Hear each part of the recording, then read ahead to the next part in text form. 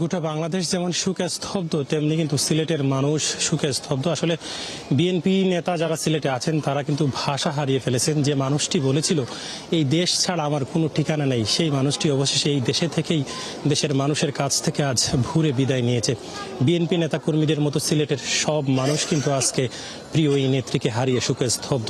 এবং আমি এই মুহূর্তে আছি সিলেটে হজরত শাহজালাল রহমতুল্লাহ আলাইহির মাজারের সামনে। আপনি জানেন যে শাহজালাল রহমতুল্লাহ আলাইহির মাজারে সকালে অনেক পর্যটক এসেছিলেন।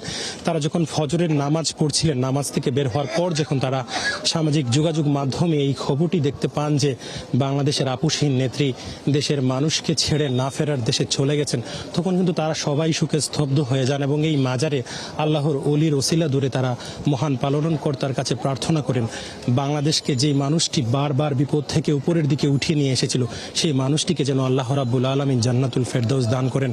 তার নানান স্মৃতি তারা মনে করছেন এবং পুরো শাহজালাল মাজার এলাকা কিন্তু শোকে স্তব্ধ। দেশের বিভিন্ন জায়গা থেকে মানুষ এসেছেন, সবাই কিন্তু এখানে প্রিয় এই নেত্রীর জন্য প্রার্থনা করছেন। আমরা একজনের সাথে একটু কথা বলবো। আচ্ছা, আপনারা কখন নিউজটি শুনতে পারছেন এবং এই মুহূর্তে কি পরিস্থিতি? আমি সকালবেলায় ফজরের নামাজ পড়লাম দরগা মসজিদে। নামাজ পড়ে নামাজ শেষ করে একজন গেটের বাইরে এসে মোবাইলটা হাতে নিয়ে ফেসবুকে স্ক্রল করে আমার এক সহকর্মীর স্ট্যাটাস দেখে আমি তখন বাকরুদ্ধ হয়ে গেছি। আমি ভাষা হারিয়ে ফেলেছি। দেশনেত্রী এভাবে আমাদেরকে ছেড়ে চলে যাবে আমি কল্পনাও করতে পারি না। তার এই চলে যাওয়াতে দেশের অপূরণীয় ক্ষতি হয়ে গেল। আমাদের মাঝে আরো কিছুদিন থাকা উচিত ছিল। এই অপূরণীয় ক্ষতি এটা কোনোভাবেই মেনে নিতে পারছি না। খুব কষ্ট হচ্ছে। যার আদর্শে রাজনীতি শুরু করেছিলাম, আজকে সেই দেশনেত্রী, প্রিয় নেত্রী, তিনবারের নেত্রী, কি বলবো ভাই, ভাষা হারিয়ে ফেলছি। তখন থেকে আমি শুধু বুক পড়ে কান্না, বলতে পারতেছি না। এই অপূরণীয় ক্ষতিটা আমরা কিভাবে পোষাবো দেশে জাতি। আল্লাহর কাছে লাখো কোটি শুকরিয়া। আল্লাহ, তুমি সারা বিশ্বের কাছে এই বার্তা পৌঁছে দাও। তার জন্য যেন দোয়া করে আল্লাহ যেন তাকে বেহেশতের মাকাম দান করে, সর্বোচ্চ মাকামে যেন আল্লাহ তাকে রাখে।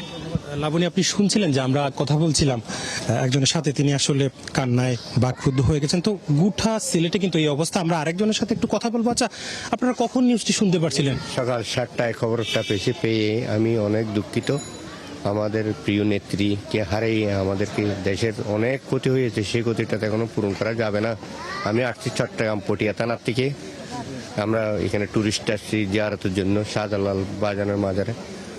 মাজারে জিয়ারত করে ওর জন্য দোয়া করেছি যেন আল্লাহ তাকে জান্নাত নসিব করে। এটাই আমাদের কামনা। আমাদের এই প্রিয় নেত্রীকে আর জীবনে তো আর পাবো না, যেন আল্লাহ একটা সুস্থ নেত্রী আমাদেরকে আল্লাহ দান করে। সেজন্য আমি অনেক কৃতজ্ঞতা সবার।